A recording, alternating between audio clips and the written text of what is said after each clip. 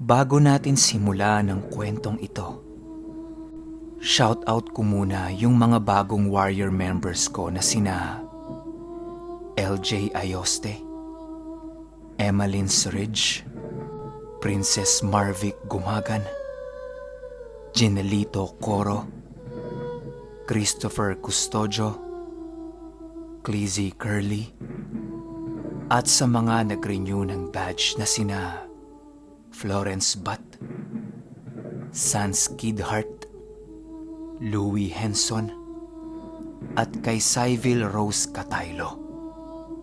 Maraming salamat po sa inyo. Simulan na natin to. Ang kwentong ito ay hango sa totoong buhay. Karanasan ito ni Kuya Kulot na nasaksihan mismo ni Tito Bernie. Si Tito Bernie yung bida natin sa Lamesa Dam. Taong 1998, Marvy Hills, San Mateo, Rizal.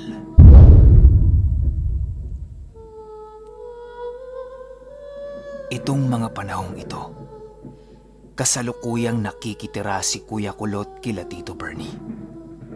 Galing kasi siya sa Bacood niyan. Palipat-lipat kasi siya ng bahay nun. Nga pala, kung hindi ninyo na itatanong, matalik na kaibigan nilang magkakapatid yang si Kuya Kulot. Kaya naman hindi na yan iba sa kanila.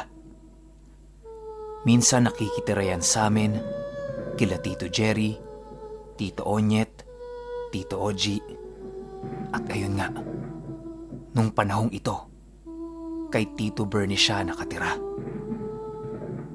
Sa bahay nila Tito Bernie, lahat ng kwarto doon okupado na. May nag-iisang pwesto na lang ng bahay ang bakante. At ang pwesto na yon ay malapit sa gate na nasa tapat ng puno ng sampalok. Ayos lang naman kay Kuya Kulot na doon siya pumuesto. Kasi wala naman siyang pupwestuhan sa loob ng bahay eh. At saka, pansamantala lang naman siya doon. Aalis din siya kaagad. Ang problema lang, hindi pa tapos yung parte na yon. Yung bintana wala pang harang, yung bubong walang kisame, wala pang ilaw, at saka walang pintuan. Talagang literal na latag lang ng kutsyon ang ginagawa ni Kuya Kulot para makatulog siya doon. Ito ring panahong ito kasagsagan ng lolo ko na Mang Tawas, gumawa ng pangontra sa mga nasa kaliwa. Gawa ng meron silang kasamang buntis na merong aswang na pumipeste gabi-gabi. Hindi lang aswang. Meron pang bruha, impakta, at kung ano-ano pang nilalang na gustong kumuha doon sa bata. Kung hindi nyo kasi na itatanong, itong 1998 sa Marvy Hills, San Mateo, puro yan talahiban. Kokonti pa lang yung bahay.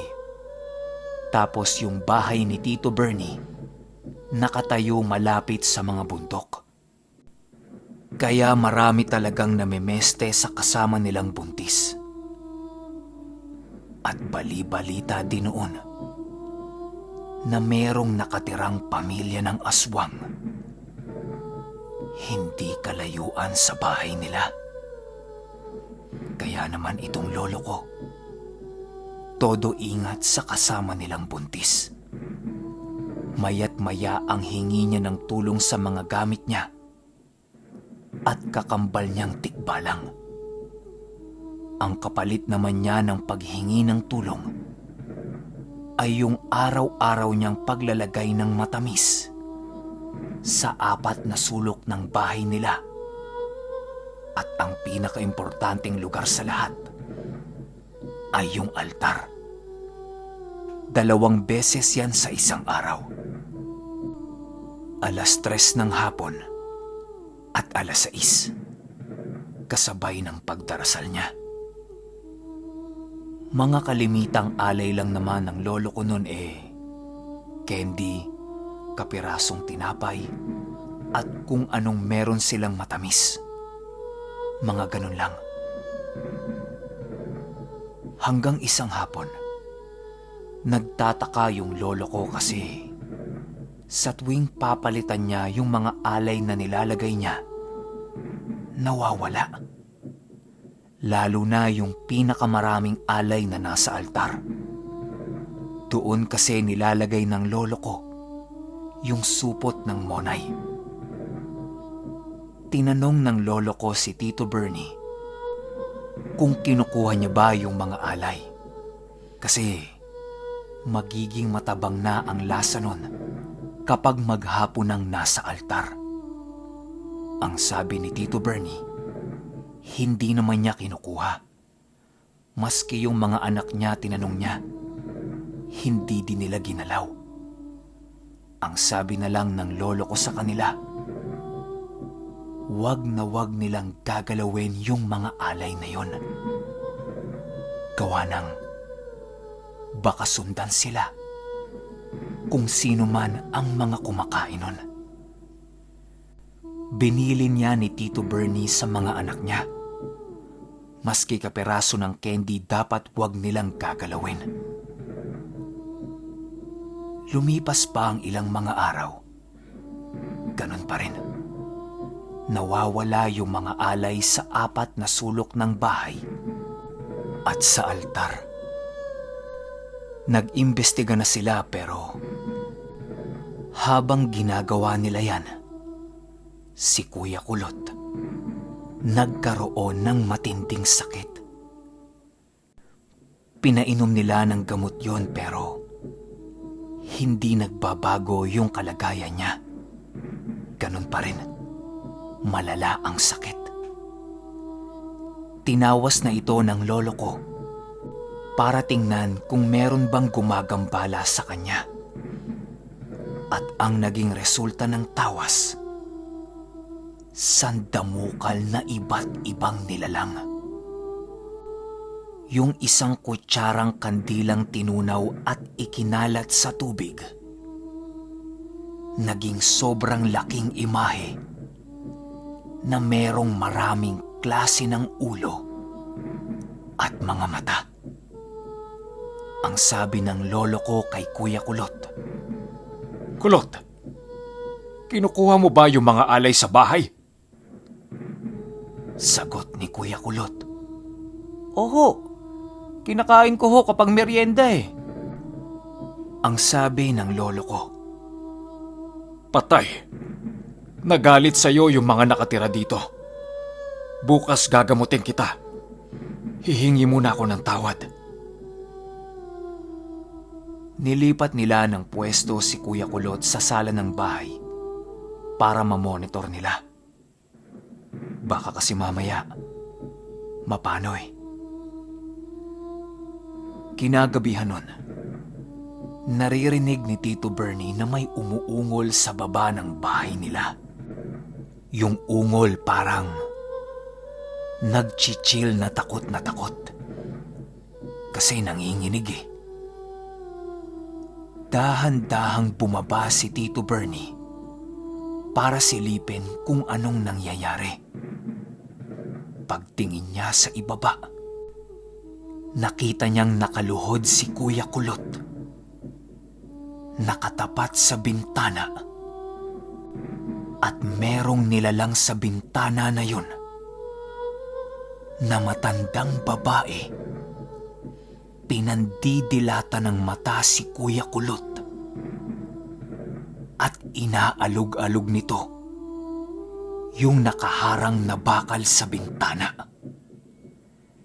Naririnig ni Tito Bernie na panay ang bigkas ni Kuya Kulot ng, Tigilan niyo na po ako. Bawa kayo sa akin. Nahihirapan na po ako. Tama na po. Tama na po. Nanatiling nakatitig si Tito Bernie sa kanilang dalawa. Nang biglang iangat ng matandang babae yung ulo niya at unti-unti itong tumingin kay Tito Bernie. Tumitig yun at nginitian siya. Wala namang naramdamang kakaiba si Tito Bernie nun, maliban lang sa kilabot dahil nakakatakot yung itsura ng matanda. Nawala na lang yun sa bintana nung kumurap siya. Pero si Kuya Kulot, halos para ng baliw na gumagapang sa lapag at gustong-gusto nitong lumabas ng bahay.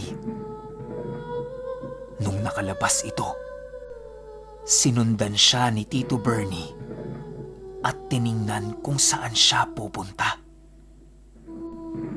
Nung nakita niyang kinukuha nito yung pangtabas ng damo, sinigawan na niya ito.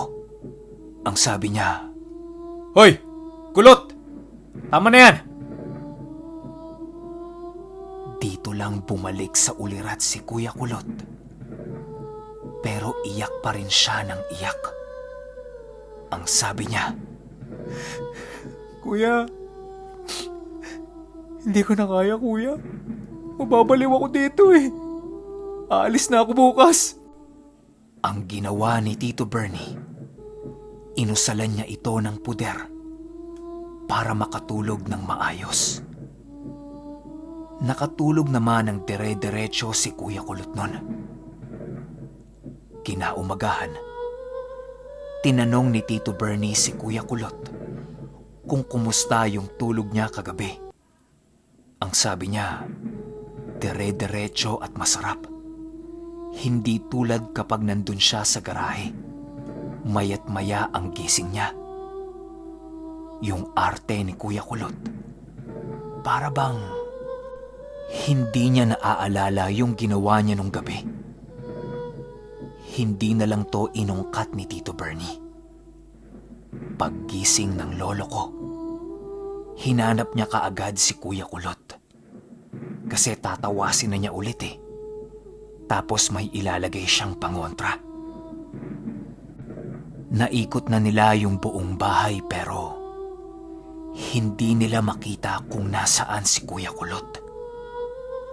Lumabas si Tito Bernie ng bahay nila para maghanap sa paligid. Nang makarinig siya na merong umiiyak sa labas ng gate nila. Hinanap niya. Pagtingala niya sa puno ng sampalok, nandoon si Kuya Kulot. Nakayakap sa puno ng sampalok na walang kahit na anong saplot at puro kagat ng antik yung katawan nito. Pinababa ni Tito Bernie si Kuya Kulot, pero nakakapit lang ito doon. Habang umiiyak, hindi siya pinapansin.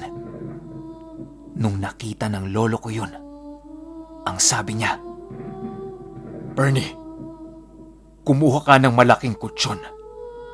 Hindi bibitaw yan si Kulot. May nakayakap sa kanyang kapre. Pagkakuha niya ng kutsyon, pinaabangan ng lolo ko kay Tito Bernie si Kulot. Kasi mahuhulog yun eh. Maya-maya pa, nag-orasyon sa kamay yung lolo ko at ibinato niya yon kay Kuya Kulot. Ayun, bumitaw si Kuya Kulot sa niyayakap niya at nahulog siya kay Tito Bernie. Pinasok nila kaagad yun sa loob ng bahay. Tapos naghanda yung lolo ko ng maligamgam na tubig na may asin. Kinargahan din niya ng orasyon bago ipangligo kay Kuya Kulot. Matapos gawin ng lolo ko yan, pinagbihis nila si Kuya Kulot at may kung ano-anong tinapal yung lolo ko sa katawan nito na puro papel na blanko. Ang bilin niya, huwag aalisin yon ng buong araw. Nang sa ganun, hindi siya makita nung mga engkantong inagawan niya ng alay at yung mga engkanto na nasa labas ng bahay nila na nakikisali. Kumalma naman si Kuya Kulot nun. Tapos pinaupo lang nila sa sala. Binantayan din siya ng lolo ko buong araw. Kinagabihan, inobserbahan naman ni Tito Bernie si Kuya Kulot kung ano na namang gagawin. Pero wala. Nagsasalita lang ito mag-isa habang bumubulong sa ilalim ng higaan niya. Sinipat ni Tito Bernie kung anong meron sa ilalim. Nakita niyang may maliliit na nilalang doon na nagtatawanan habang nakikinig sa sinasabi ni Kuya Kulot. Hindi na lang pinansin ni Tito Bernie yon gawa ng magaan ang aura nung mga kausap ni Kuya Kulot. Umakyat na lang siya sa itaas para bumalik sa kwarto niya. Pero pagdungaw niya sa bintana, yung matandang babaeng nakita niya kagabi, nakalutang sa labas ng bahay nila. Nakataas ang 2 kamay. Buhaghag ang buhok. Itim na itim ang mga labi. At parang siya naman yung tinatakot nito. Sa inis ni Tito Bernie, binato niya ito ng tigalpo. Ayun, butas. Pagbalik niya sa kwarto, kinarga niya lahat ng puder sa katawan niya para makatulog siya ng maayos. Kinaumagahan, nakita nilang nag-eempake na si Kuya Kulot. Nagpaalam naman ito ng maayos sa kanila at saka sorry siya ng sorry sa nangyari sa kanya. Kesa maging pabigat, naisipan niyang umalis na lang. Hindi naman nila inawat yon. Kagaya nga ng nasabi ko sa inyo, palipat-lipat lang ng bahay si Kuya Kulot.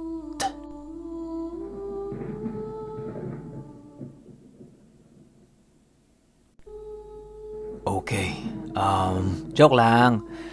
Opinyon ko sa kwento, gusto nyo ba yung ganong style? Parang semi-Inday Garutay, no? Pero binagay ko kasi siya sa ating bagong background music. Mag-comment kayo kung ano masasabi nyo. Pero, yun nga. Opinyon ko sa kwento. Pamilyar ba kayo sa mga ganyan? Yung kinakain yung alay? Kasi ako ginagawa ko yan dati nung bata pa ako. Alam nyo yung tsokolitos, yema, sundot kulangot, merengue, bazooka na bubblegum, tapos mga cupcake. Yan kasi yung mga kadalasang alay sa altar namin noon sa Bacood. Ang sabi ng papa ko, kapag lumipas ang isang buong araw, mawawalan nyo ng lasa.